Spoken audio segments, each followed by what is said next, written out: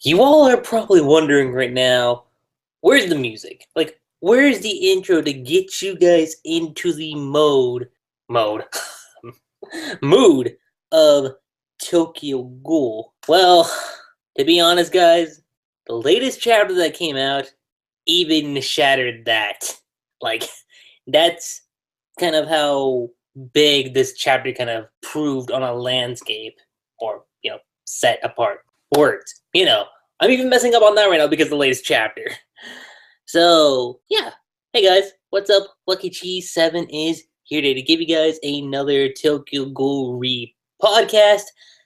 I'm kind of in a bit of a panic mode, but that's why, as you guys always know, I can't do this by myself. So I've got a special friend / special guest with me today. Go ahead and introduce yourself. Well, you should do it by yourself because I'm just baffled what's going on. So I'm at the fetal position and just standing all in the corner, waiting for the next chapter, which is on Monday. Maybe, maybe not. Maybe earlier. I don't know. Oh, I don't know. You should have done this by yourself. I can't even handle myself either. I was going ballistic over damn Tumblr because of that chapter, because of the ending. I was supposed to celebrate what happened in the beginning, and then boom, you got that last page that literally just scarred me. and these, oh my god. But yeah, I'm SPARDA3g back once again for another podcast with Lucky Cheese 7. It's good to be here, I think. Hopefully. Gotta cheer me up in here, man. I'm relying on you. Seriously. Chad, you guys too. I know you guys have been quiet for a while, but we need support right now. We really need support. We all know the moment that everyone's talking about right now. But because we didn't do 140, we're gonna start there first. We're gonna work our way up there. And once we get to that point, then all cuss will be loose. But this is just a little demo for what's to come later on in the podcast. So let us go ahead and jump into chapter 140, which, if you guys don't remember, the last chapter ended with, I believe, Suzuya's knife kind of stabbed through Toka's shoulder, and that was like the very last thing.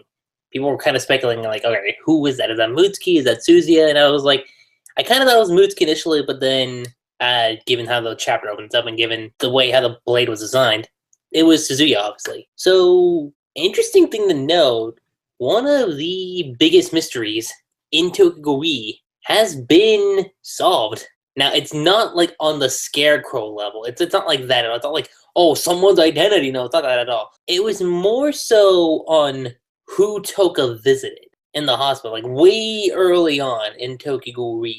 I think, was it volume 2 or volume 3? I can't remember specifically, but I think Shirazu, Mutsuki, I don't know if Psycho was there, but they were just talking casually, and then Toko was walking by with flowers and just walking over to one of the rooms, and that was it. So we didn't know exactly who she was visiting. A lot of people speculated that it was like Hide, maybe it was like Shinohara, no one knew who it was. Now, we finally get the answer to that, because we have a flashback scene of Suzuya walking into Shinohara's office, which office I meant to say hospital room, but it sucks. It sucks with having to Shinohara, especially like in the state that he's in. But you have Suzuya walking in like, Mr. Shinohara, and then we see the flowers. And that comes from Toka. Which, yeah, when I saw that, I don't want to say I was like, oh yeah, that was predictable, because it wasn't. That was kind of something people were theorizing for a long time, and I was like, oh, that's kind of cool that we finally got to know that it was Toka that visited Shinohara, and that's who she was going to. But what about you, Sparta? Like, how did you feel about that? You know, I have seen people talking about, like, maybe this is a plot point that Ishida probably just said, nah, I can't do anything with that. I've just ignored it. I have seen people thought of that. I didn't think of that. I just thought of, like, I'm going to wait for a while. I don't know exactly how important this piece could be. Maybe it's just like a little moment with Hide. Maybe it was Hide because, he was part of CCG, so maybe they just found him all messed up and stuff. Then we got that chapter with the Scarecrow being Hide, and he's considered Mr. Terrorist. Basically, he is a rogue now. He's a rogue person. That means we gotta eliminate him as the possibility of Toka visiting Hide. Plus, I don't think she knows about Hide being alive at this point. So it's like, okay, maybe that wasn't for Hide. Then who could it be? Maybe it's just some random occasion that she just decided to go there. So I was happy that we actually got the revelation that she ended up visiting Shinohara. Now, with that being said, people ask the question, why would she meet him out of all people in that hospital? I don't even know if she knows that he was responsible, a part of responsible for her father's capture.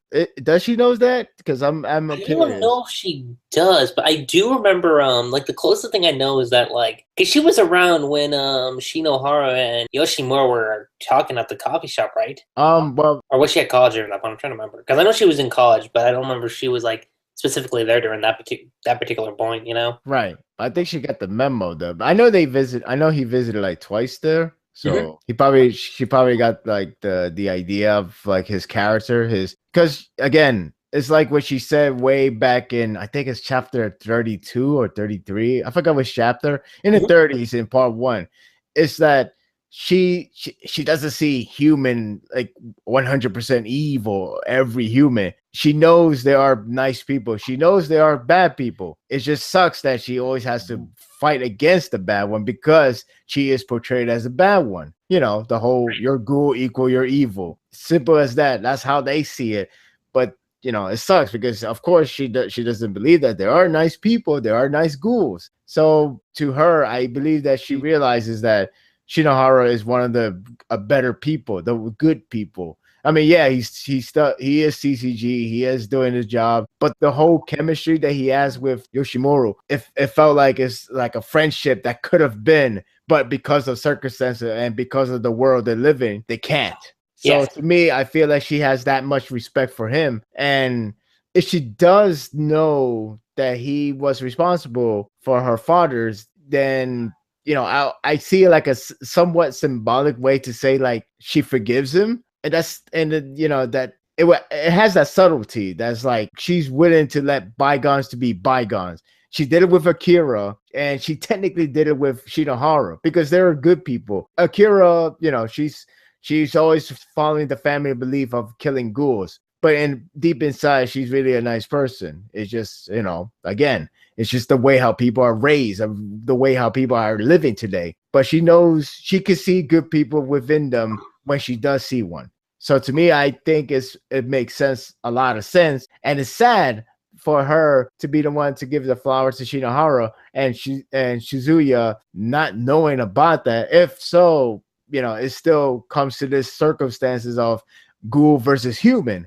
And now his job is to eliminate her along with every other ghouls, kids or not. It's like it's one of those moments. It's one of those things that Tokyo Ghoul is known for. It's like these two are innocent, or these two, well, I would say innocent, but that's taken too lightly. But my point is, these two can be working together, can be talking together, can be friends together. But of course, the circumstances is what makes them go against each other. It's one kind of of those looking at like their psychological aspects, and then also like their different ideologies. Right, exactly. So it all comes down to that, and that's why they're fighting. So it sucks that she has that much respect, just as much as Suzuya. Well, I wouldn't say just as much, but she has respect, and that's enough for Suzuya to comprehend and like would have be friends with that ghoul or whoever that is. But it just won't happen. And yeah, it's kind of unfortunate because as soon as that ends, like that flashback, which was just a page, we get to the present, and fuck. So I'm gonna say that right now because Susie is there, Hanbi's there, and then a couple of other characters that I should remember, but it's kind of going off the top of my head with that. But yeah, so he's there just looking over there with flowers, which symbolic, huh? It's like, yeah, the CCG's ace with the Reaper's scythe. Jason in hand heads to the 24th word. And then, funny enough, you have Susie saying flowers, huh? And he also just like, yeah, this is a top secret mission. And of course, because Toka got hit, Hinami saying sis, She looks over. Bureau Chief Furuta, in quotes, that piece of shit. Okay, that's my line putting it in, but took a small number of squad. Yeah, thank you, Woody. And the O guy mobilized this top secret mission, the Goat Wipeout operation. And of course, you have Suzie there. Like, he's not like, yeah, I'm gonna kill all the ghouls. Like, he's just there, like, like, this is it, you know. And not to mention that this bastard, Furuta, in the fray. 6 hours have passed. Oh man, you know, that still pissed me off. How, like, when we talk about the last chapter, you know, before this one that we're talking right now, before that we were talking about like, oh look, there's a 6 hour gap. It's like a plot point. It's like a plot tool for anyone to use. Like, oh, it turns out Kaneki is already back at 24 War and he's kicking asses. Or, oh, it turns out Hide and Kaneki reunited already and they're going back to 24 War because of the 6 hour gap. Nobody realized they went back. It could have been like any of that, but no. Instead, we have Furuta actually being part of the mission because, well, we'll see very soon, which only screams bad news because he's obviously there for something to, like, you know, in terms of like a one of the plot points. I don't think he would just be there like, all right, I'm just here just to see it, and you know, if we've got foil plan, we'll meet again, Spider-Man. I don't think that's going to be like that. So that's obviously he's going to be doing something there. But we just have to wait until they pretty much force his hand to do something. Pretty much. But yeah, I don't like that. I don't like the fact he's the one that used that plot point of 6 hours gap equals fresh and clean. Yeah, right. It's like, okay, so 6 hours pass. He's here. Where is Uri, Matsuri, Marude, and Hide? Where the fuck are they at right now in that 6 hour gap? You know? Oh my, I don't know. I wish I knew. I wish I knew. Not only they're just like, yeah, let's go to the coffee shop where I'm on and the Kira and just chill. But, needless to say, chapter goes on. The archetype of the plan himself showed not the slightest hint of unease. Appeared exactly on time, in quotes, exactly on time. And almost as if there had never been an ambush at all. His skin was as glossy and supple as ever. And he's there, just standing there. Oh my God. Without incident and without impotent, if this all goes down that smoothly, well, and then he just raises his hand like, zero squad. Do your best. And he's like, I will win. And I'm just like, Furuta, I don't know. He said, I will win. And then he says some drop. He dropped something. not literally, but he drops a uncomfortable hint. He's like, yeah, like, I couldn't care less what comes after. Here the dragon will ... And I'm just like, dragon. Like, It's definitely here. Whatever it is. It's definitely here or coming right, like very, very soon. I don't know. But it's very ambiguous because it stopped ... It was trying to say something, dragon will, and then just stop. What could be? It could be like dragon will be born within Suzuya, or dragon will arrive here, or dragon will be here cleaning houses, killing everyone, including my own team. I don't know. Like, yay. I mean, it could go anywhere, but I don't know. I don't know what to expect, but all I know is that we're most likely going to see dragon. Maybe next chapter. Maybe the chapter after that. Some speculated that it's actually could be just Kaneki in range. That is a possibility, but yeah, I mean, it's possible, but I mean, it does make sense if you go back to the whole chapter where he first talked about dragon. It's like, you see the panels of the Q squad. I feel like maybe it would be like, oh, now he's gonna have the Q squad. Well, yeah, you got two. Well, if one is still okay, which most likely will be. So you got two left, and they're gonna end up fighting Kaneki. And with Hide not really being together with Kaneki yet, it might be much harder if Kaneki really go out of his way and just loses his shit. Since whatever happens here, he's gonna obviously no longer care about his ideology and just go, you know what, the hell with it. We're gonna start killing everybody. Get ready. It all depends on his mood in the next upcoming chapter. Right. So from there, like Susie is there and Toka's there, and like they're all going in. It's like Susie's S3 squad has grown enough for it to be called an expanded version of the Zero Squad. And as soon as I saw that, I'm like, I'm like, great, Ishida, thanks. More parallels. Thank you. But you know, and it's funny because like this one, it was pretty much done that way, especially like the way how this chapter was like describing back and forth with Arima and Suzuya, even go to the far as naming them as Squad Zero. So now it's like, yeah, it's become apparent that this is the idea with Suzuya's characters. Like, you are the next Arima. And you know what the next Arima does? It kill every ghoul. That's right. Go ahead. Kill all the ghouls you like. That's how this whole development is portraying at the moment. Oh, yeah. Especially if we go back and revisit like that stuff with Arima in like part 1. Yeah. Like the whole flower thing, the whole garden thing is right there. That's already a comparison. Mm-hmm. That's already a similarity. And that's not a good sign, especially with the circumstances we're in. Nope. Even the pillars themselves, too. That's like another big symbolism. Yeah. That's true. Jeez. Seriously, Ishida.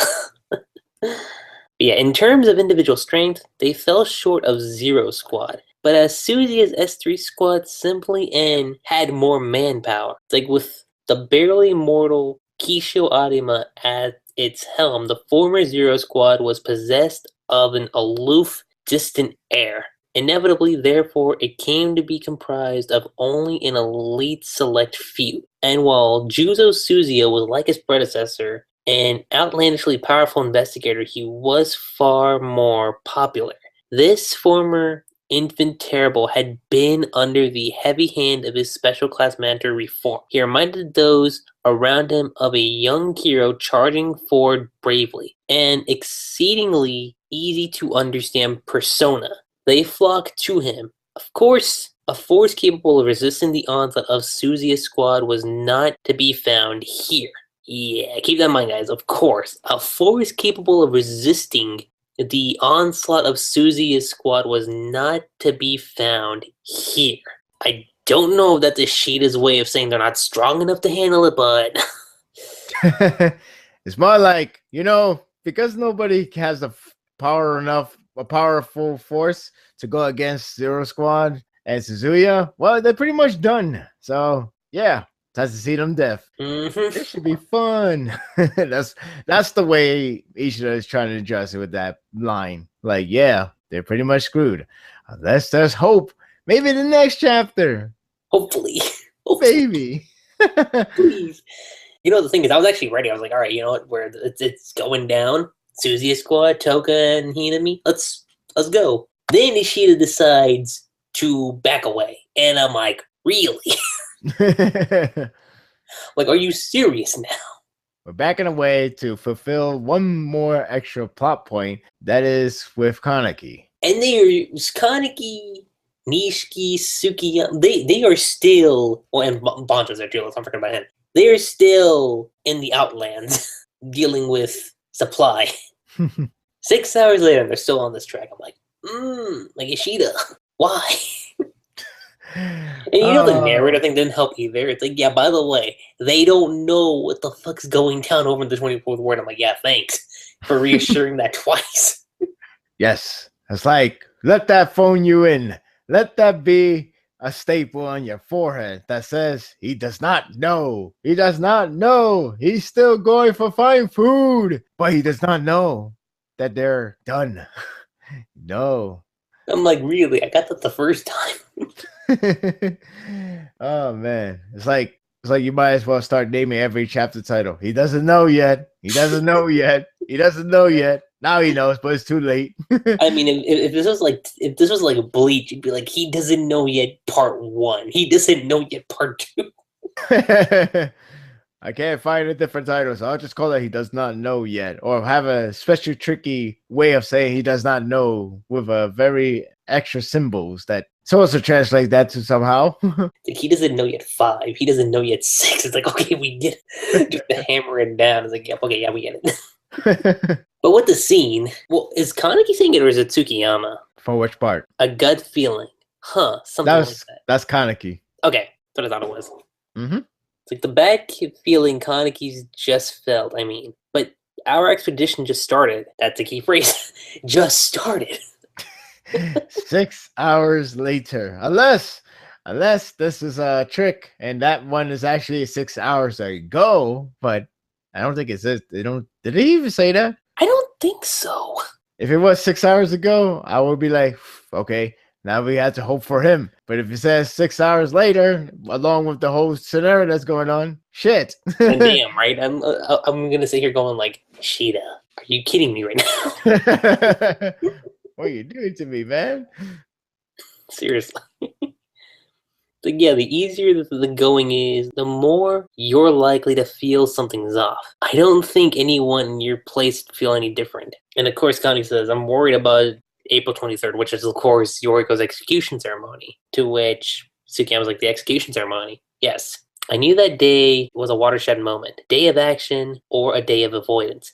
That choice itself was important. That much I knew. And this time I've chosen avoidance, which... whew, Yoriko, well, I mean, see, I would see Yoriko's in trouble, but then I remember Uri, Marude, and Matsuri and Hide are there. So I think for Yoriko's case and Takeyomi's case, I think they're okay for the most part. Since Furuta is, dealing with Toka and Hinami, which, Oh boy.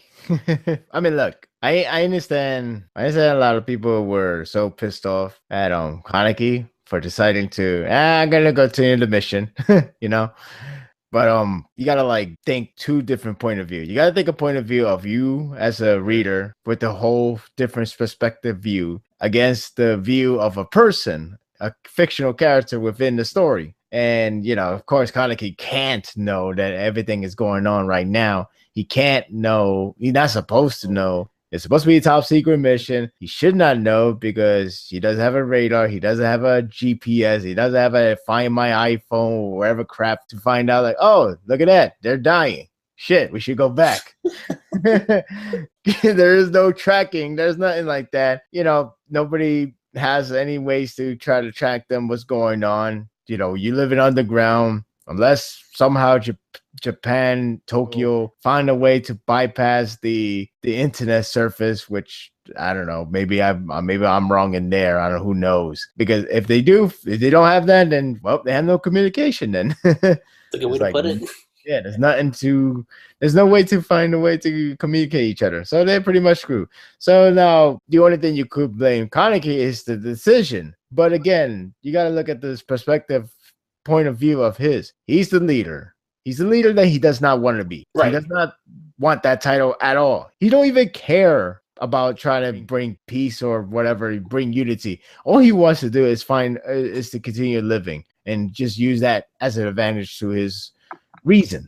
So now he's in the predicament of trying to save everybody, and as well as keeping the ideology of not killing anybody, because we wanted to show them that ghouls can be good people, right? But there is a limit, and they've been saying that for a while. Yeah, they have been circling around this kind of point of his character that he doesn't want to kill anybody, which is fine because I understand what he's trying to do. However, the situation, this moment, this kind of problem are begging for him to end their life, because right now the situation has gotten much worse. They're all going to die. There's be no point of getting food resources unless, minus yourself, but you won't be sharing with thousands of people down under the ground, hundreds, whatever the amount of people. Point is, he has two choices: is to stay on the ground and starve to death, or try to go up there to get the food at the best time where everybody should be distracted with the execution. But since now he's getting the gut feeling that maybe this plan, maybe this whole execution is actually something like a fake or anything like that, which, because again, the execution is supposed to be their moment of celebration, so to say, but instead it's a top secret mission that 24 Ward, which is a place they should not know, the CCG should not know that's where they're hiding, that's where they're located, but that's what happens. It's not like a Teku raid. The Teku raid, they knew where it was. Yeah, that's the big difference between the two of them. Sure, it's a raid, but the situation was different. Like they didn't like in Taker, they knew what was over there. Right. So, you got everybody to split apart because split away because, they don't want the younglings like Toka and the other characters, and have the one that's the adults, the one that's really well trained. Yomo was the only one because to leave because, he's like a guardian. So it's best for them to split up. Nishiki has to leave. They all have to leave because they're young. But they already know ahead of time that CCG next target is the Ateku itself. But for 24 Ward, no, they don't know they were there because they took a long time to try to find them. They couldn't find them. The only thing they're doing right now was killing ghouls up the surface. Right. So when Kaneki is like, you know what, we got to get the food because everybody's really starving.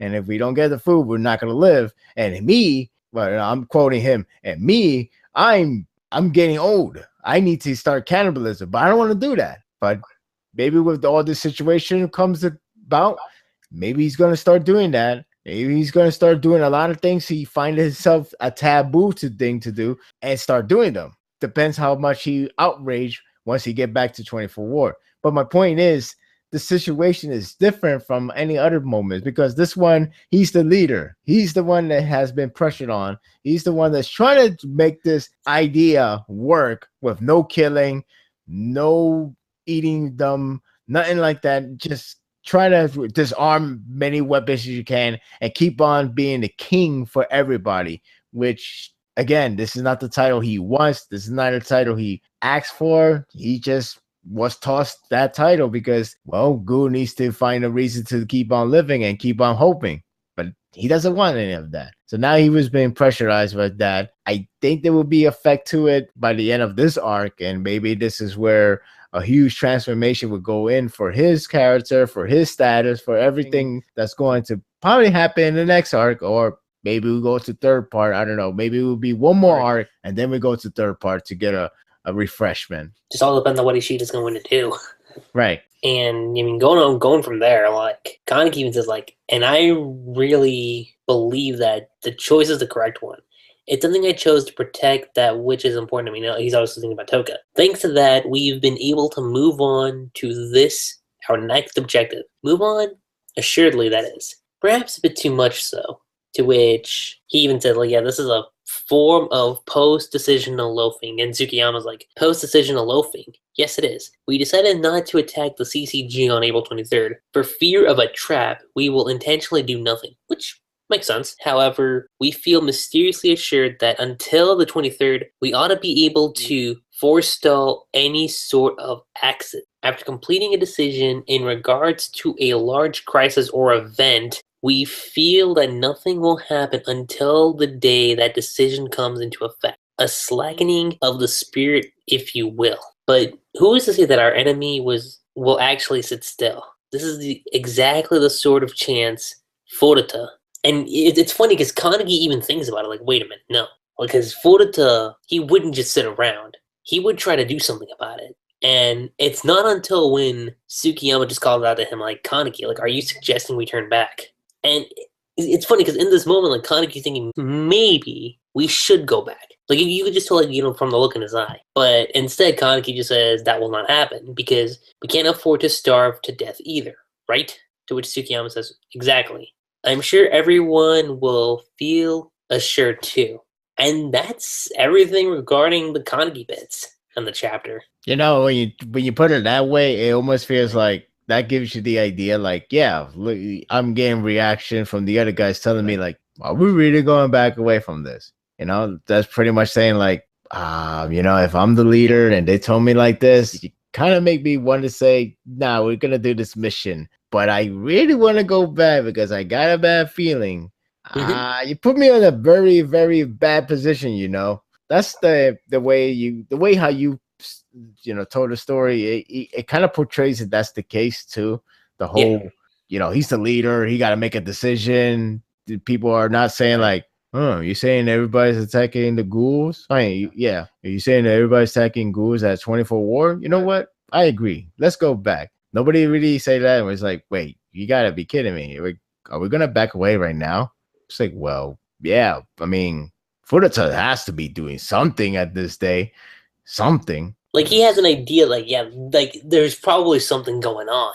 Like it's not like he was 100% blindsided. It Right. just again, it's just the way. It's just the choice he has to make, and of course, he chose to continue the mission as accordingly. Like I'm a little surprised we didn't get any reactions from Bonjo and Ishiki on that. Like I thought that'd be kind of interesting, but we just got like Tsukiyama's input on it, which kind of makes sense. But you know, it would have been kind of nice seeing what their thoughts on the matter was. You know. Right. But all we have to do is just wait and see what happens from there. Because, I mean, yeah, it's been 6 hours. Now, unless what Sparta's saying was correct, and this is just like pre the 6 hour gap, then cool. But if it is after 6 hours, shit. Well, I tried. Right? Let's hope for the best. That's all I'm going to say. Mm-hmm. After that, though, we cut back to the GOAT headquarters. GOAT, members that have remained behind, people without any real combat ability, are being mercilessly slaughtered by the Ogai, and we see a bunch of white suits and shit. I feel bad for them. Yeah, same here. It's like, damn, it's like Naki in the white suits, Misa and the Blades. In order to protect the ones unable to leave their place of residence, they are fighting with the Ogai, and they are going in. Like, Ogai, Naki, and the white dudes are just like, yeah, we do this shit right now. We live in crazy times, Big Bro. Obviously, Naki's narrating. Humans are turning into ghouls and stuff. And I keep forgetting who, like, is that Naki? No, that's not Naki. Who is that again? I'm trying to remember. The guy with the, not with the long hair, but, the one who screams Shosei? You remember who that is, right? I used to remember, then I just forgot in my head. Let me just keep going, though. I'll find out right now. Yeah. He screams Shosei, to which Shosei says, my bad. They got my arm. He's like, shows, and then like the old guy, Jesus Christ, look. They were like feeling on that arm. Like it's like imagine Scar from Lion King just throwing like the zebra meat over to the hyenas, and they just like devour that shit. Like that's what I'm looking at right now. Yeah. It's like, oh, food. Let's devour this. To which he's like, damn it. Hogoro, yeah, there we go. Yep. It's Toguro, Naki, and Shosei. So Hogoro's going in, and he's like going straight up. He's like, give Shosei's arm back, you bastards. And this dude got impaled. Damn. Yeah, he got it rough. Mm-hmm. Like, jeez. Right, like this is happening right now, and they're all trying to go in, and Naki obviously trying to protect everyone. It's like, Hogoro, you bastard. You let the blood rush to your head. And see, this is kind of interesting, because like, yeah, like they refer to Naki as Big Bro, and I think that's kind of cool because in a way that kind of shows how far Naki's been as a character. Mm-hmm. And when you consider how he was like in the beginning of part 1, because that's something he always referred to Jason as. Like he always called Jason as Big Bro, and it's kind of nice just seeing like him being, I don't want to say established, but like just kind of like gain that title, if you will. Like like a passing of the baton, if you will. Yes, that's a good way to put it. That's actually true. Actually, when I think about it now, yeah, you're right. That's really. I think if I remember when they first introduced, I think they were like, I wouldn't say they were like downplaying him, but they were like they trust him. They do trust him, but I feel like the reliability and the trust within the family has gotten stronger and stronger each passing arc. Because I remember how like when they first come around, like they like I wouldn't say they didn't believe him, but they were like, I wouldn't say whatever with him, but they were like just above neutral ground. But like the more chapter passes by, the amount of respect for Naki. Then you got that flashback where they talk about when they were all family, and the fact that Naki always remember every victim that he has lost. So it's like that bond between them is like it keeps getting stronger. And then we got to this breaking point, which is pretty much like the end all be all for them, which I hope that's not the case, but it seems like it's really kind of like pushing in the direction. Yeah, but like like they try to, because this is the real first time they actually struggle. They try to do everything. They try to revenge the family member, but they just keep coming short. One gets impaled, one loses the arm. Naki instead of like, have them try to do the work, he ends up doing the work himself, which is, crazy, because he's pretty much the leader of the white suits, but that's what he's going for. He's going all in, taking out as much as he can. And then even when the people that doesn't really fight are in the safety, with Misa telling Naki that like, everybody has made it out secure, he's still going in all by himself, trying to fight every single old guy by himself. And then, we got that whole situation with what it seems to be Suzuya other squad members going in there and actually take care of the job, which makes it all the more worse. But because again, Goose relies on Kagane. I mean, even CCG will rely on the Queen K, but they rely on that. And even if he loses it, he's still going in like he still could fight with his fists or something. Like, that's how crazy he goes.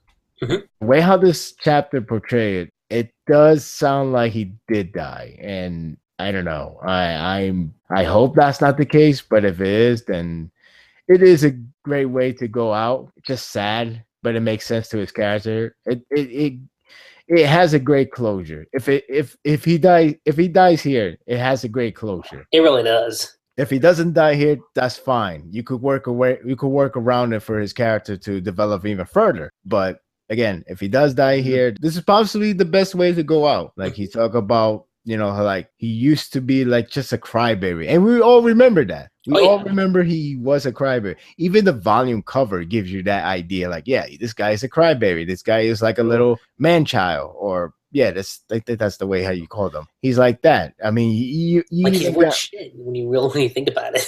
Right. You even got him with the swing saw from the last chapter of the first one. It's like such a child. Then the part 2 comes in, comes in, and you see him being more of a leader. He still has that idiotic sense, but he's learning, he's growing. But the crybaby aspect's not there anymore like it used to be. Right. And then with him teaming up with Tsukiyama, he teaches him the ropes, teaching him the language, teaches him like literature stuff. Now he's gotten smarter. Now he's getting more wiser, as you could say, even in terms of names. But now it all comes short because of these guys who want to kill everybody, want to execute every ghouls in the 24 wards. So him going out at this point would be, I guess you could say, it's the best time to go out. It really is. Yeah, and especially when you have him like just thinking back to everything. He's like, I don't think I've just living is that big of a deal. I really believe I'll be able to see you if I die. Well, referring to Jason, obviously. He's like, so I'm not scared. That isn't that bad. Pretty crazy, right? Shosei, Hoguro, I guess I won't be seeing y'all for a bit. And we'll see, when I got to this part, I was like, oh man, like, I mean, I wasn't getting teary, but the emotions were definitely there. Because you see Hoguro, you see Shosei, you see Hinami with the cheery face, and I was like, oh god. Yeah, Ayato is funny to me though. He's just like, "Oh, you idiot!" that's all he remembers. Just calling him an idiot. Yep. And then Tsukiyama's like Monsieur, Mizunaki, and then you have the two brothers. Yeah. And he's like, "But big bro, and I want to assume with this that maybe he's in the afterlife because you see Jason essentially like turning his up like Naki, and Naki's there like all pepped up, like, yeah, I'm here. I'm not sad at all. And then you just have like this whole page, like the rest of the page is like him thinking back to everything, and it kind of got me wondering, like, if this is it for Naki, then damn, what a way to go out. Yeah, like I said, if this is his death, it's perfect. It's perfect for his character. It's actually a great way to establish his character in a nutshell. Like, him once thought like life would be tragic for him, because there's no more his big bro, no more Jason. So everything is just downhill spiral. But instead, he learned a lot of stuff. He grew up. Up a lot of things, literatures, leadership, all that stuff. It's all fun and games for him. And it's great that he learned that much. And he didn't end up being like another Jason, another psychopath, thankfully. But yeah, right. But it's like I forgot which series did this, but it's kind of like where you got that situation like, yeah, Jason is like should be a bad a bad person to idolize, but hey, it's the family thoughts that counts. And Naki really loved Jason with all his heart. So it's like now he's going to meet him. If he were to die here, he's going to meet him and would talk about all the stuff he learned, all this fun stories he had. Excuse me. And it's really sad. And the way how you see that one page, just a lot of dialogue, just him like so happy to get to the finally meet Jason and get ready for what story to tell him, what things to talk about. You know, he's all thrilled to actually dying. And you know, the way how it just fade out, keep saying bro, big bro, big bro. It's like it has that sign of like his life just disappear. If it does go that way again, you know, it sucks. It does suck because I really like the character. I really like how you develop so far, and to come all the way here and end it here it's perfect. It's like perfect. It's really sad, but it in a way it's kind of perfect too when you think about it. But regarding that, see, like that's the thing, like because that's where the chapter ended, and it's like I said before, it was sad. Like Nagi, like if this is how he's gonna go out, it's sad, but it's perfect. It's definitely perfect for it to go out like that. Yeah. And thus, going from there, we cut to the chapter 141. This chapter is something else. Like, it's a chapter that really makes you try to find the best conflicted word. I think conflicted could be the right word. You know, yeah. Actually, that's the perfect way to describe this chapter in a nutshell. It's conflicting feelings that you will have this chapter. It starts off, ironically enough, like it seems like it's gonna be something tragic, and then it leads to something awesome. And then then when you get to the second battle, it starts off something awesome, and then leads to something tragic. Which we'll get to. We'll get to the other part when we get to it. But basically, what Sparta's trying to say is we start off with the Yomo stuff, and let me just say this. This guy had a death flag on him. Like, the second he told Toka and Hinami to escape. Like, I knew from that point where I'm like, all right, if Ishida's gonna kill off Yomo, it's gonna suck, but I'll take it. Especially, like, when you see what's happening right now, because he's there. He's, like, barely standing. His eyes poked out, which, do you want to say that's reminiscent to Kaneki? I mean, he's not screaming like, but you can kind of tell. Well, he's pretty strong. He's already used to so much pain. So what difference he got? And Mutsuki's there like, oh dear, you poor thing. And she's going on the attack. And Yomo dodging this shit. Like, nope, I ain't having this right now. Like, he's doing everything he can to dodge these attacks. Everything. He's like, my tendons, my abdomen. To which Mutsuki's like laughing. I'm assuming anyway. Like, looks like I've taken a few too many attacks, huh? And then Mutsuki's daggers go through. You know, by the way, I should comment on Oro's Quinque. It's like some Resident Evil weapon. I didn't think about that, but yeah, it's it has an eye, damn it. It has an eye. I'm like, what? It has an eye. I'm thinking at first I thought that was his Kagane. Like, his arm has an eye, like some Resident Evil G virus shit. So I'm like, oh, okay, I get it. It's Quinque, but so bizarre looking. Yep. I would have loved to see how it works, but you know, that seems like we won't see that day because something happens here. So continue. It sure does. He's almost there, and he's standing, and the Mutsuki's like, your field of vision's been halved, and yet you can dodge by feel alone. An impressive trick, mister. Oh well. You got a bit lethargic in the second half. And she's like walking up, she's like, but still, I still pay you all the same. Any last words, mister? And when I saw this, I was like, oh, because I saw this part and I'm like, damn, because she's there, she's like, didn't catch that. And Yomo's there just on the ground, he's like, stalling. She's like, huh? And then this shit happens, and it catches Mutsuki off guard. And when I saw this, I'm like, yes, finally. Oh, I'm like, R.I.P. To the the sensation of him. This moment was like, it's funny because 2 chapters ago, I believe, we have the whole, I guess, shonen logic was about to play and overcome the logic of actual logical thing, which is experiences will be the winner because you experience so many things. So why would emotion would overcome everything all of a sudden, right? It's like she's trying to be the protagonist of a shonen series, but then come to reality, she gets shocked up to the point she freaking turned to a overcooked barbecue human being. That Right. unfortunately Yomo probably thinking to himself, shit, I overcooked her. I can't eat that for nourishment. It's like water can like she's like water conducts. It's like oh shit, electricity. And when you look at what Mutsuki, the final product of what Mutsuki becomes, it's like oh shit. Yeah, Like she. Mutsuki is unrecognizable. Yeah, I'm trying to remember a series or a movie. I think it was more of a movie that perfectly described her like the outcome. It's like it's so burnt. It's like I'm surprised it hasn't become like ashes. It was just like, but then again, she was in fire, so it was just electric shock, which makes sense to be honest.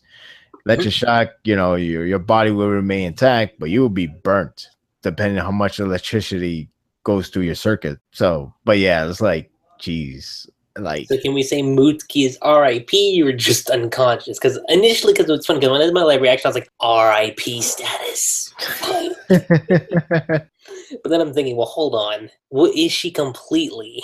And I'm thinking right now, let's go with comatose. yeah, Definitely it is comatose. definitely that situation. She's like the Dark Knight version of Two Face if it gone all over the body. You're That's the right. condition. Well, actually, you can't see her face, so yeah, well. Point is, she's burnt. That's the She way is you burnt and know. she is on the ground. Jeez. And then Aura's there. And when I saw this, I was like, Aura, you are going to get fodderized. I'm sorry. You That are going to get fodderized. Because he's there. He's like Toru and he's like gritting his teeth. He's like, you bastard. he. This dude charges into Yomo and he dodges the shit. Yomo grabs him by the neck and then this dude snaps it. Like literally. Like that. just snapped with his one arm. One arm, this guy just snapped his neck. Oh my god, this guy is MVP. I mean, it's like we've been saying. Like this guy has been begging for death, and since he got it. I mean, or I think out of the two, I can definitely say is dead for certain. Yeah, After that, I'm trying to remember if anybody ever survived a neck snap in terms of Quink's member. Because I can't recall. I Because don't recall there being I any. hmm?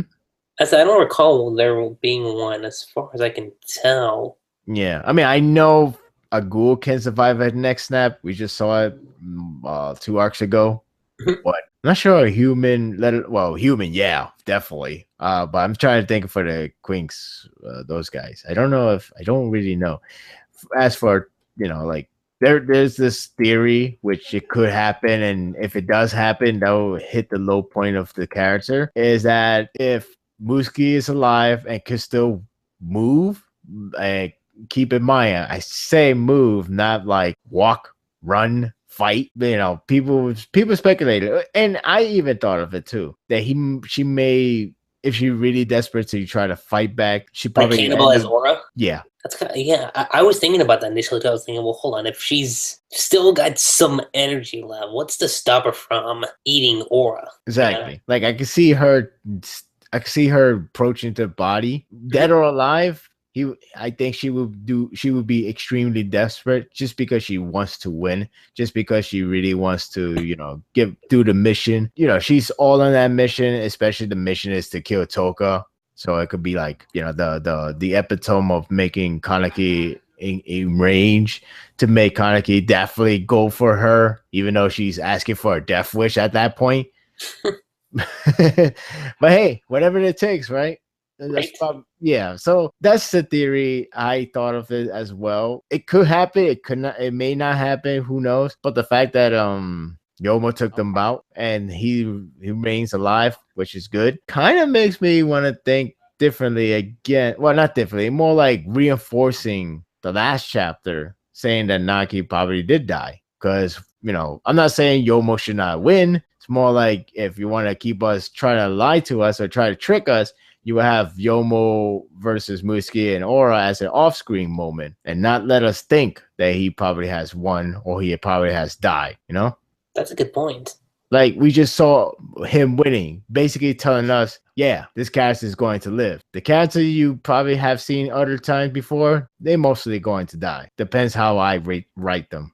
Mm-hmm. So again, it kind of reinforced that, but you never know. Maybe Naki doesn't die, but who knows? I mean, if people remember, I think didn't Takizawa kind of have the same fate in the original part 1, or was it different? I'm trying to remember. Well, okay, in part 1, what I remember is that he got his arm eaten off by Noro. Yeah. And you don't know what happens exactly next. You just know he got his arm ripped off, and then it just go off screen. And I guess That's true. And then you have to wait for part 2 to learn that he became a one-eye ghoul as well. Mm-hmm. You have to wait for same thing for Alma, because Alma was trying to fight back because Takizawa got his arm ripped off. He tried to fight against Tadara, but it went off screen, and we all assumed that he died. That's a good point. Yeah. So it's again this series, well, actually it's every series, but it all depends in this case, because like if you have a no on-screen confirmation of death, then that person may not die, that person may live. If the way how the story portrays it, that they kind of have his own symbolic way, like with the whole Naki thing, then that person may have died. It really depends on the direction he could take on. If you see the character, it really does. Yeah, if you see the character die on screen, then he dies on screen. Same, plain and simple. Nothing more than that. Nothing needs to be said otherwise. You just see him dead, he's dead. That's how it goes. Which is scary because thinking about the next scene that we're going to talk about now. Yeah, because Yomo was walking up, he says, Hinami and Toka, and then it's funny because when this part opens up, I'm like, yo, because Hinami, it's the first thing we see, and she's putting in work. Yeah, she already took out some squad 0 people right there. You can see in the ground. It's like, damn, she's. I mean, that just comes to show you how far she's come. I mean, I've always said that about her, like even during like the auction rate stuff. But this really shows. Mm-hmm. Because she's like, yeah, you're not getting through. Like that Kagane, the 4-eye, and now Giri Remnant. Obviously referring to was her name Yotsume as an Algiri member? I forget what it was, but I think that's what it was, right? Yes, man. I believe so. Somewhere around there. It's like, yeah, here she comes, dodge it, man. And yeah, like she is like one of their heads gets decapitated, and I'm like, whoa. One got decapitated, one half of head got decapitated. Yeah. Oh my god, yeah, you're right. I didn't see that the first time. Yeah, I was like, damn. Like, even if they say dodge it, it's like, yeah, that thing is pretty damn fast. Just let you know. So if you die, look at this way. It's not your fault. Like even the 2 people that come to attack her from behind, like she still gets them too. And I'm just like, damn, Hinami, damn. It's like, oh, and then and then the piece that she knows full to tell you. Oh boy.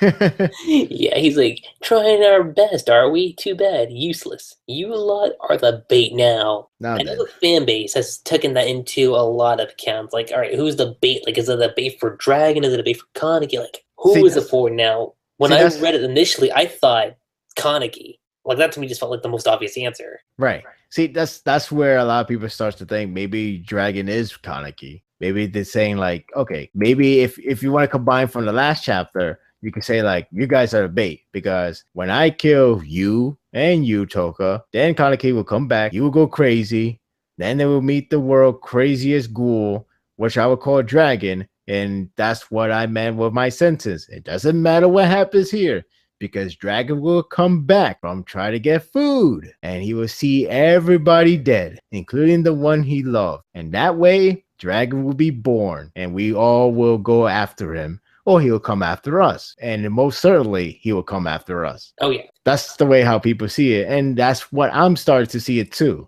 It's possible, because it will line up still with the whole Q Squad, the whole panel with the Q Squad, because remember, Sasaki is part of the family still. At That's least true. according to them. So to have Kaneki as their essentially the last boss for their point of view, it will be like heartbreaking, but it has to be done. Again, Hide is not with Kaneki. I mean, he's helping him, definitely, but he's not with him. He's not there at the moment, like as far as we know, anyway. Right. He's not with him, but he's helping him behind the scene. But the point is, if they're not acknowledged as one team, that means if Udi sees him, and if he sees him going crazy, he's gonna fight him because Kaneki's gone crazy. That's it. Yep. Now this is the part where I didn't get worried about it initially, but because what it's like, you lot are the bait. Now then, it's Reaper time. To where they fell. Now it's funny because I remember the conversation that Udi and Suzuya had before this whole thing started, and I'm gonna say he probably hasn't taken it in 100%. And I think we talked about this last podcast too, but I want to say Suzuya right now is like in the middle, where he's still kind of unsure about the whole thing. Like, how do you feel about that, Sparta? Wait, which part are you talking about again? Talking about like with Suzuya, where he's just like, yeah, it's like to where they fell, going in for the attack. Right. What's the question though? No, I was talking about because I know some people were talking about like his conversation with Udi, like feeling like it doesn't that kind of feel a little pointless now. And I'm saying, well, I feel like he's just like in the middle of the whole thing, Suzuya, right? Mm-hmm. That post I read, it really does shed a lot of different lights on my end, but because it's like Suzuya, the thing is, I mean, I know about this, but that post made it emphasizes strongly about the whole character background of Suzuya. But the thing is, Suzuya is in CCG because he does the job of killing ghouls. That was what he was raised, technically speaking. That's what he was raised for. That's what he was growing up there for. That's why he was there for. Because instead of like killing people, why not just use it on ghouls? They're like, kind of like people in some form of way, which is eerie to say that, but that's what it is. So just stay with CCG and do your job and kill the ghouls, exterminate them. But because of the whole extermination is actually getting close, you got to remember that line to talk about him saying like, I would actually prefer the world to keep it the way it is, as in fear of ghoul, find the ghoul, and kill the ghoul. Instead of like eradicate the entire ghoul in one sweep and then there will be nothing to go after. So it's like, okay, now my life is actually having no more purpose because the ghouls are about to be wiped out from existence. And then you have the idea that him saying like, hey, when this all over, when this whole ghoul extinction happens, I'd probably be a ghoul. Because it seems like his purpose of life is going to shift because there is no ghoul. What is there for him? Right. So now it's like what that post said. He has to do something that he's going to regret it. And right now he's in that position. And it may be building up because the way how I see it as well is like it seems like it's really building up for Suzuya versus Kaneki in a much grander scale, which is funny because we all talk about they're going to fight each other in the last arc. That never happened. But now it seems like we're going to get a bigger build with this kind of scenario. And it makes it more damaging. And it was going to make it more invested in emotional side. So this is even better in writing sense, but it's more tragic in that sense as well. You do bring up a good point, actually. Like, I didn't actually think about that far ahead, but given it with that, I mean, it makes sense. Yeah. But yeah, it does seem like Suzuya is in the middle of this, but he is doing his job because that's his life. That's pretty much what he is, doing his job. Yeah. So Suzy is there. Hanbi's right behind him. They're going in for the attack. Hinami is again doing her best. She is doing her best to attack Suzy, and he's like dodging shit, like left and right.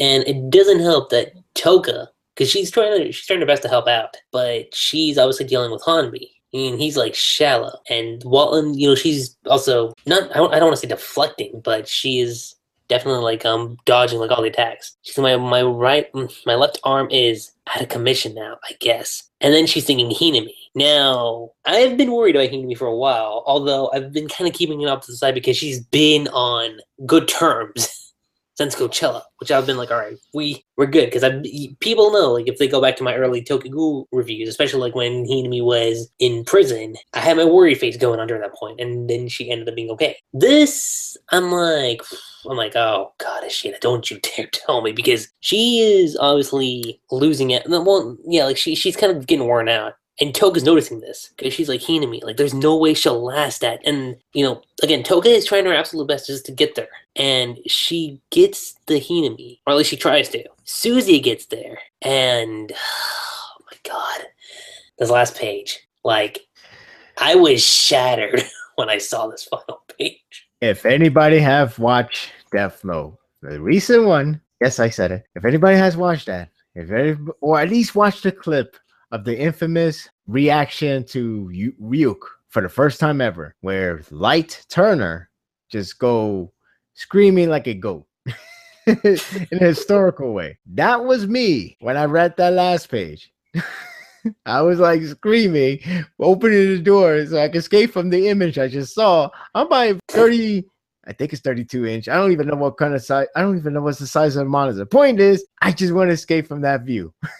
I could have pressed the right. I could have pressed the right arrow key. Maybe I should have. But you were just stuck in that moment, going like, "Was that real?"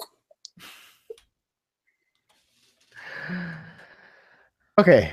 First of all, it's crazy how Suzuya was dodging everything, and they managed to sneak in this knife attack right at Toka. So you can say, you know what? Stop doing your damn attack. Second, it's amazing that Toka, even fighting at this point, managed to dodge everything, being a badass if you think about it, and protected her baby by actually taking one of the arm staff, preventing to hit the belly spot. That's Toka is doing good. She's doing a lot of work. It's amazing, and it's sad because she's doing a lot as much as she can. She's trying to protect herself, trying to protect her baby, and trying to protect Hinami. But then so many shit is going on. You still have Squad Zero come out of nowhere, just obviously ambush her, because perhaps if she had the opportunity, she would have reached to Hinami. She would have helped her. She would have do something to, prevent this. But then Squad Zero shows up, knock her back, and then she tried to get back. She used her Kagane to take out everyone is surrounding, but then obviously it's like that case of like you're too late, and that's where we got the whole last page, which is crazy because I didn't know what I was up to, so I was like so lost track. I was just like so sucked in with the whole sequences, like this type of sequence has that way of making the next page to be a twist, like not twist as in what we got, because that is technically a twist, because nobody have really seen that coming. But like there's other twist, like somebody comes to save the day at the last minute. Toko actually come in at the right time to prevent the attack, even though doing that will cost the child and probably her life as well. Maybe Ayato will finally come at the right time and preventing that. Like if I have a double page of Ayato's like, oh, he blocked the attack, oh, he stops Suzuya, oh, he knocks Suzuya or something. Anything that could have filled in. Even Kaneki would have been like blocking the attack for Hinami. But instead, that's what you believe. The next scene you get is what you really think of. And that is Suzuya taking a massive slash off of Hinami. And that was just brutal. Absolutely brutal. It is. Now, to say this at the very least, she's not completely cut in half, because I know that's something that's been going around for a while too, since the chapter came out. It's like, she's completely cut in half. No, because if you look closely, like, it looks like just a piece of it's been cut off, not the whole thing. So she's not exactly dead. I want to say that right now. And I'm hoping I'm hoping that she's okay. I'm really hoping that she's okay, because damn. Like, again, look at the face. Is that a face that deserves death? I don't think so. No. I really don't think so. Especially when you consider everything she's been through since the beginning of the series up to now, you know? Yeah. It's kind of like seeing Arima getting hit for the first time ever. So with that comparison, seeing Hinami getting this brutal hit just seems surreal. That's how I see this moment because I'm looking back at the older chapters. If she gets injured, sure, minor, but not to the point that you have blood splatter, which pretty much indicates the heavy fatal damage that Suzuya has caused her. Yeah, she's not sliced in half. I hope not. But good lord, it's bloody as hell. It's massive, massive blood just cut from there. And the narrator. Well, you could let's call it narrator or the editor note had just written "live" or "please live" in the other scanlation. It's either taunting us or it is really want us to believe the next chapter will be her time. I so hope not. See, yeah, I'm the same way too. I'm really hoping that's not the case. Like, if that's the case, I'm not prepared. I'll say that. No, as as mean as would sound, if that's the case, Ishida should have just killed the damn baby and just let Toka live and let her live. I don't need Hinami to die. No, all right? I don't need that. That's not what I signed up for. That's not what I came here for. That's not what I was built up for. Yeah, I was building up for, I don't know, no one to die because I don't want anyone to die. You ever heard of not dead cause? You ever heard of the logic of One Piece? Just have a no death policy? Or fairy tale in this game. Or at least fairy tale. Have everybody magically come back alive because it's fairy tale. I don't know. Anything. Use an ass full card. I could give you all the ass full card that all these authors, Kishimoto, Kubo, Mashima, has left. Use it. Use it on these characters. This is the one time where I'm like, okay, this is fine. You can use it right now. Just use it. I don't mind. I no longer care. I don't care you break logic. I don't care you make people hate you. I mean, look at the other series that I mentioned. They ain't get that. Well, they get hate, but they still stick around. Mm-hmm. Now you can play that card. Play. Oh my god. This was not a site to leave us off on, guys. Yeah. Maybe we should have held off the podcast. I thought about it. I was like, well, because the thing is, guys, you all know I didn't read 140. So when 141 came out, I was like thinking, well, okay, maybe I should read it. Just to see not only just see what I missed, but just to like also go like, well, hold on, it's 2 chapters. Like because I thought about holding it off. But part of me was like, I want to know what happened just so I'm not like getting behind. And now I'm kind of like, shit, I should have waited. But I was going to warn you, but I remember seeing you did not review 140, which indicates you haven't read it. So I was like, maybe he will just hold off for one more chapter. But then I saw your live recording. I was like, crap, I should have warned him. Yeah, Sparta. Where was the warning call?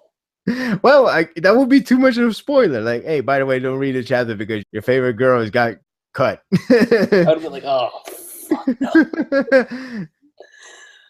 Oh, God. But hey, look, it's not confirmed. It's not confirmed. It's not confirmed, everybody. It's not confirmed. Mm-hmm. Can it still happen? I can't let honestly he should have bypassed this. He can still do it because he's an asshole right now. You want a guy with the trophies? Yes, he's the guy. Yeah, he's very well aware of the internet memes, the trolls, that frog, wherever it was. I don't know what that indication even indicates. But yeah, he's well aware of everything. So try him. Mm-hmm. I'll say this much. To quote one of the Tumblr users, I tell your wife and your sister are in trouble. Help them. Seriously. Oh, God. Jeez. I wouldn't say the same thing to Kaneki, but he is elsewhere. I'll say this. If Hinami dies, if she dies, I'll find a clip and I'll make it to a GIF and I'll put it in Tumblr post that reads what Ishida is feeling right now, and you will see, if you recall, if you have watched South Park, there's this episode where Randy Marsh want to get cancer because he want to smoke marijuana. So to do that, he has to get cancer, of course, but he finds a way to really radioactive his, well, testicles. And they grow so huge, which is disgusting. They grow so huge. He bounces around with it, but he's laughing his ass off along with it. Now, people have said you got to have balls to do something crazy in your story. And honestly speaking, killing off Hinami is unheard of, and it's crazy, and it's a huge risk taking. But if Ishida does do it, which I hope he doesn't, I don't care. If he does do it, that's him. That's him. Because he has the biggest balls to even pull that shit, and he would laugh his ass off that everybody's crying their ass off. Seriously. That's the description of Ishida. Not even the guy who does Berserk would do shit like this. Nope. I know. And yes, you could say, well, the golden age. I understand that. But that's in the past. I'm talking about the current timeline with the current cast members. He doesn't do that because they all supposed to be developing. They're all best friends. They're like the Justice League of the new, even though they're, mismatched. But that's the point. Point is, he wouldn't do that. Nope. Maybe in the future, if he ever finished Berserk, ever. If he does finish, and then we see some characters that are like, oh shit, he really does do that. My mistake, but that's in the future because we don't know. We don't know. Right now, we're seeing something that could happen. Ending an innocent girl life. That would take a lot of balls. It really would. It still takes a lot of balls to kill Toka, which I'm still hoping that's not the case because right now she's alone. Technically speaking, she's alone. Now that Hinami is out, dead or not, Toka's next. Mm-hmm. They all rise to this moment. It was worse. The next chapter is the 9th chapter of the volume, which, not every series, but a lot of series tend to use the 9th chapter as the mark moment of something climatic, something plot twist, something epic. When and the 9th chapter is next. It could be, I don't know, the death of Toka. It could be the death of the child. It could be the death of Hinami. It could be anything. It could be Ayato finally comes to save the day. It could be even Kaneki saving the day or Hide coming to save the day. Anything. It all lies to this next chapter. Amon, Akira, come on. Anything. Anybody. Oh my god, anybody at this point. You can even introduce brand new characters because why not? Just do that. I don't care. Introduce brand new characters. Just say, oh, we came from Germany. Because, there is Germany Ghoul. Maybe should have been a spinoff, but yeah. I could see you doing that actually now that I think about it. It's like, I'm going to take a break at Tokyo Ghoul because right now Kaneki has gone crazy. So I'm going to just do Germany Ghoul. Or US Ghoul. Oh, that'd be interesting, actually. Well, what was that? US Ghoul. US Ghoul. I can imagine a lot of stereotype style. No problem. Are you ready? Right. Oh, man. I thought you said high school. I was like, what, like Tagatine did? No, but that'd be amusing, actually. Like an SD spinoff. Yeah, I would like to relax without worrying about somebody dying. Seriously. Just saying. Just saying. Oh my god. Just saying. So yeah. Well, won't be long now until we get our answer for a lot of things. Hinami's life, Toka's life, Ayato whereabout, Kaneki whereabout, Dragon's whereabout. A lot of whereabouts. Hide. I mean, for all we know, maybe Yomo will reach there somehow and save Toka, but then still dies. by That's Suzuya. true. Which would be ironic and messed up at the same time. But like, hey, guess what? You fought Arima twice. He beat your ass twice. He almost killed you twice. But hey, you got the next runner's Arima named Suzuya that kills you. So be happy about that. It's true. Oh man. Shit. I still feel shitty. I do too. Oh god. I'm at a loss for words. I think we should end here.